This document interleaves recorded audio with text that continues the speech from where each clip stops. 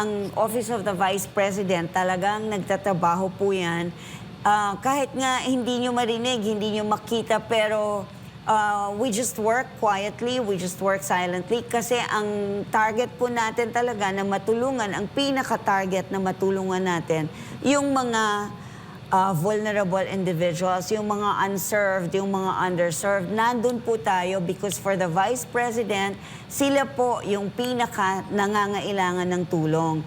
Hindi po yung mga kagaya natin, maswerte tayo, pero marami pong iba na kailangan pa nating bisitahin sa mga malalayong lugar para lang po makapagpadala tayo ng tulong sa kanila.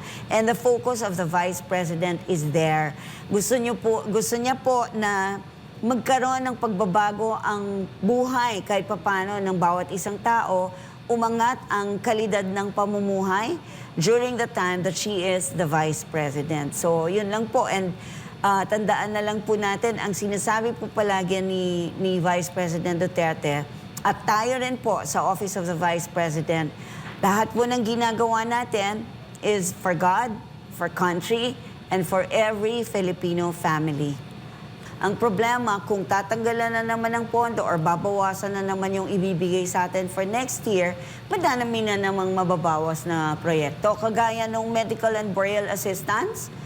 Pero unfortunately, inalis po ng House doon as a line item, nabura po siya, so hindi na siya matutuloy. Even for 2026, wala na rin po siya doon.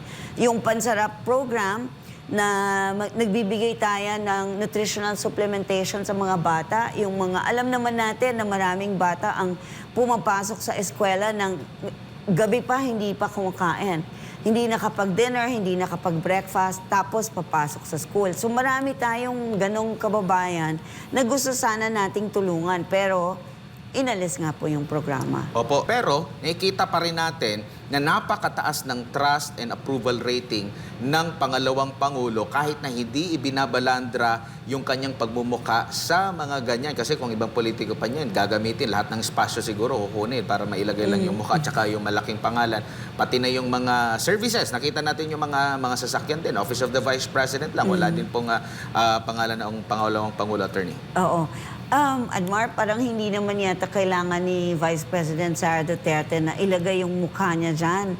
At saka, not even her name. Kasi, ang para sa kanya, kung sino man ang pasasalamatan ng tao, kung kanino man sila, kung sino man sa kanila ang nag-iisip kung saan galing yung binigay na relief goods, for example, or negosyo, for example, it doesn't matter. Doesn't matter to the Vice President. Ang importante, nakarating yung tulong doon sa mga kinauukulan.